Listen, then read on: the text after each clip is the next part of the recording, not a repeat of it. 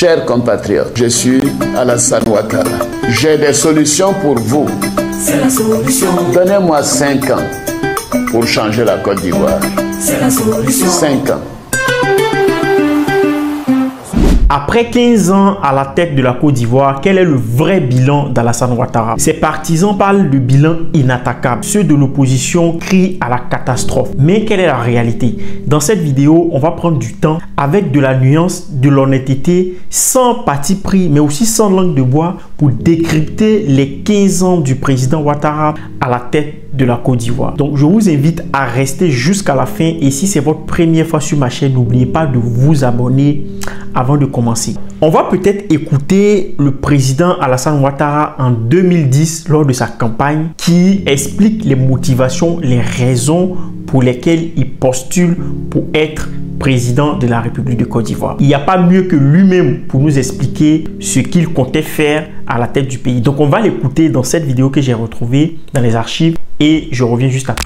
Beaucoup se demandent pourquoi je tiens à me présenter à l'élection présidentielle. La réponse est toute simple. Vous ne pouvez pas avoir connu la Côte d'Ivoire dans sa grandeur, dans sa splendeur, et rester les bras croisés en la voyant se dégrader d'année en année dans l'immoralité et l'insalubrité. Je suis triste de voir que la corruption, la cupidité et l'impunité règnent en maître.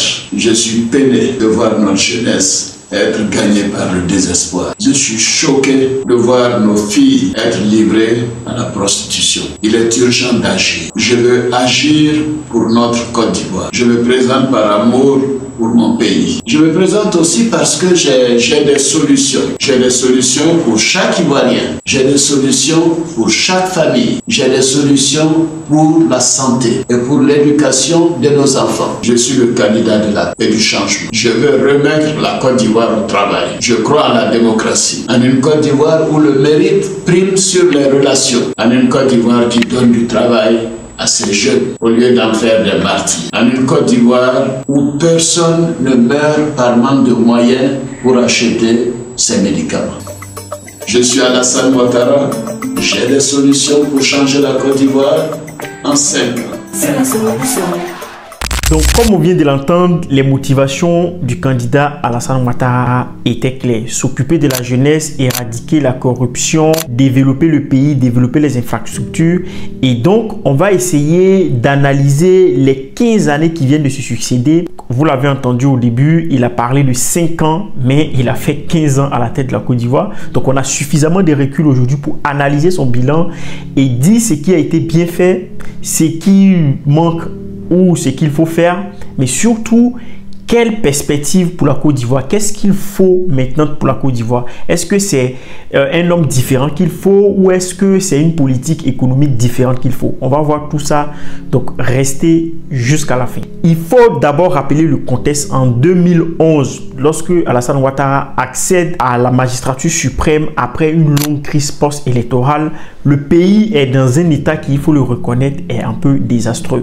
Non seulement d'un point de vue des infrastructures qui ont été dégradées par la guerre, des projets qui n'ont pas pu avancer à cause de la guerre, et puis sur le plan diplomatique, en 2011, il y avait beaucoup d'institutions qui avaient quitté la Côte d'Ivoire du fait des crises successives qu'on a connues et aussi par le fait que sur la scène internationale, on ne prêtait pas suffisamment au pays parce que voilà, il y avait une instabilité qui était due notamment à la guerre que le pays a connue. Donc, le président Ouattara accède à la magistrature suprême dans un environnement qui était plus ou moins, on va dire, un peu désastreux. Lorsqu'il accède au pouvoir en 2011, sa priorité, ça va être de remettre le pays sur les rails d'un point de vue diplomatique pour gagner la confiance des investisseurs, pour gagner la confiance des partenaires internationaux et permettre aux gens de venir investir en Côte d'Ivoire.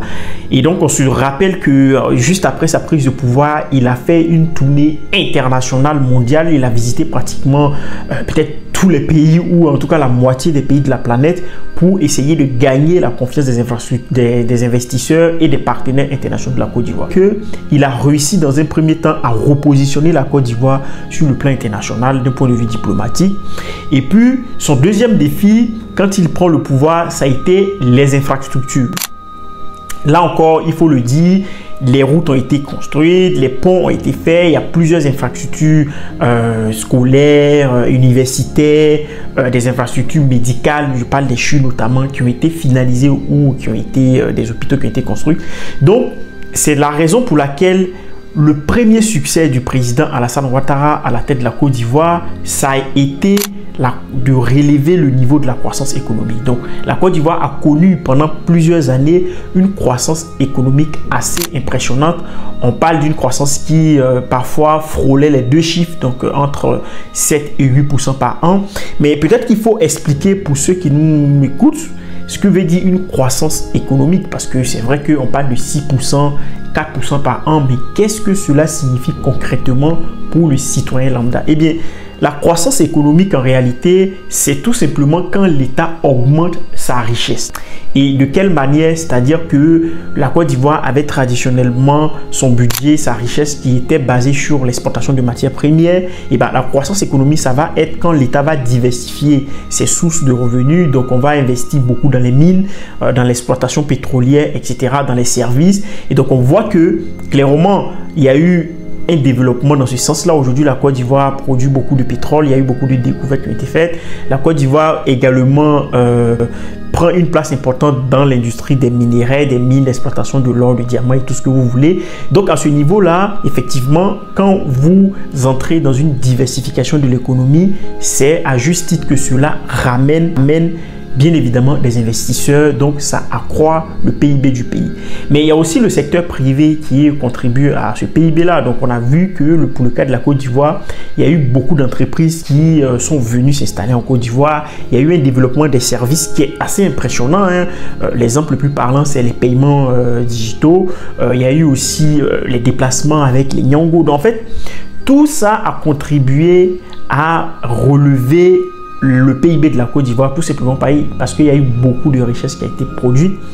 Et cette richesse-là, essentiellement par des multinationales qui ont vu un marché avec une stabilité politique et qui sont venus s'installer. Donc, sur le plan purement macroéconomique, donc c'est-à-dire le développement des infrastructures, l'installation des grandes entreprises, la création d'entreprises, etc., on peut dire que le président Ouattara a réussi son pari. Mais c'est pas étonnant pour 2 raisons. D'abord parce que c'est quelqu'un qui est plutôt d'une culture macroéconomique. Il est banquier, il vient de la Banque mondiale, économiste, donc il connaît cette industrie-là du développement de la macroéconomie. Et puis deuxième chose, parce qu'il y a eu quand même une forme de stabilité politique. Parce que si avant 2011, la Côte d'Ivoire a eu autant de difficultés, certes, on pourrait imputer cela à la responsabilité du président Ouattara, mais il y a eu aussi une grande instabilité politique qui fait que quand vous avez un pays qui est en guerre, eh bien, les entreprises ne viennent pas, les infrastructures ne peuvent pas se développer parce que les gens ne vous font pas confiance pour vous prêter de l'argent.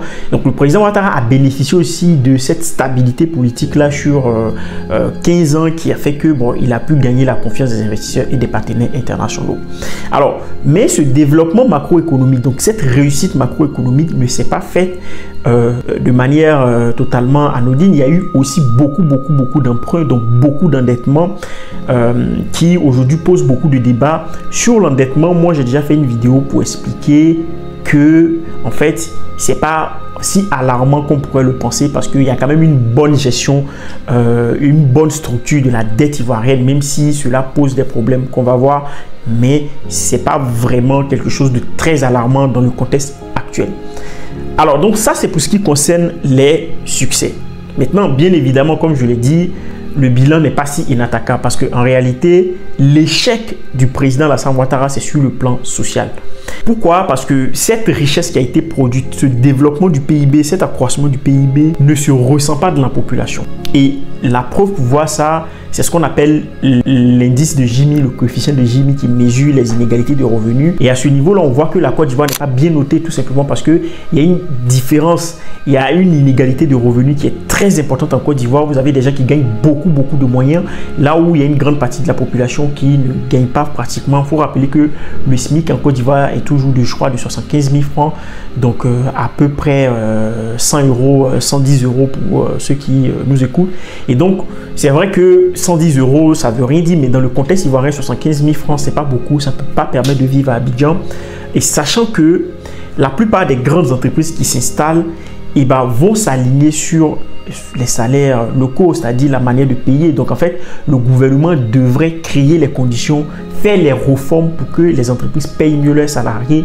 Et quand vous avez un gouvernement libéral, un président très libéral comme Alassane Ouattara, donc qui n'intervient pas beaucoup dans la structure et la vie des entreprises, vous avez d'un côté un pays qui se développe avec une croissance économique élevée, des entreprises qui profitent des fruits de cette croissance-là, mais des salaires qui ne suivent pas, des revenus qui ne suivent pas, donc une paupérisation des classes inférieures. Et à ce niveau, véritablement, il y a un problème parce que voilà, le président Ouattara n'a pas réussi son pari de faire redescendre la richesse qui est produite au niveau macro au sein des classes, des couches populaires et même de la population. Maintenant, il y a aussi un enjeu de développement humain. Le développement humain, c'est l'éducation, mais ce n'est pas simplement construire des salles de classe, c'est la qualité de l'éducation, c'est des soins, l'accès aux soins.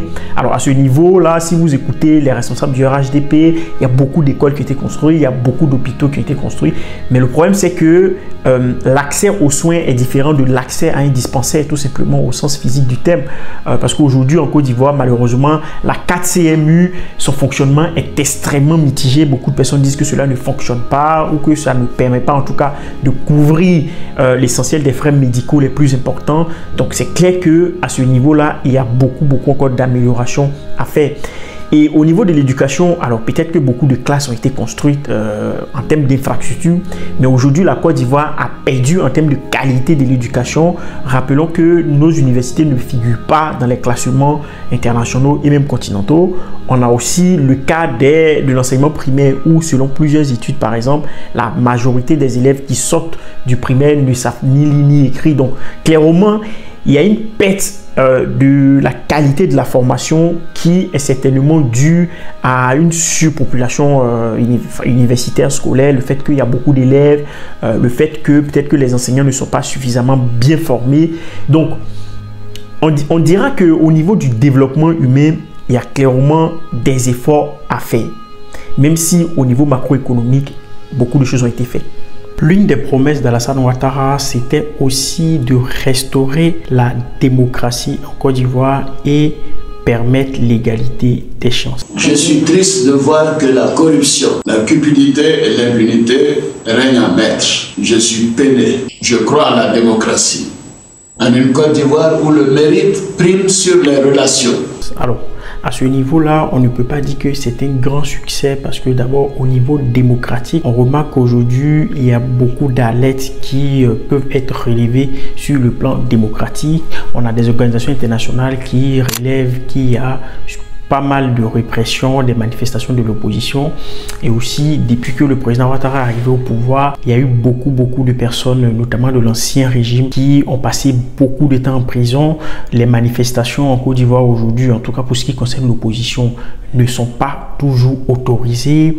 On a aujourd'hui beaucoup de militants des différents partis d'opposition qui sont en prison pour un tas de raisons, pour des choses qu'on leur reproche. Et donc, au niveau démocratique, au niveau des institutions démocratiques, il y a aussi beaucoup de choses à rattraper. Et également au niveau de l'égalité des chances, aujourd'hui il y a une forme de suspicion générale en Côte d'Ivoire qui plane sur les concours administratifs où la pratique, selon ce que les gens peuvent penser, c'est de dire qu'il faut payer pour être admis.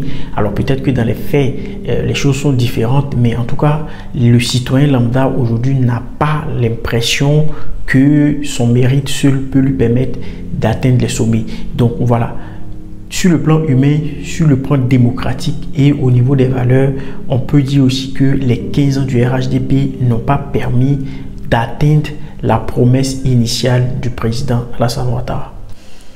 Maintenant, la question aujourd'hui, ce n'est plus est-ce qu'il nous faut encore Alassane Ouattara ou pas. Pour moi, le débat ne se pose pas en ces termes-là. C'est quel type de politique il nous faut pour la Côte d'Ivoire. Est-ce qu'il nous faut une politique macroéconomique ou il nous faut plutôt quelque chose qui tend vers du social, donc qui s'occupe plus du développement humain?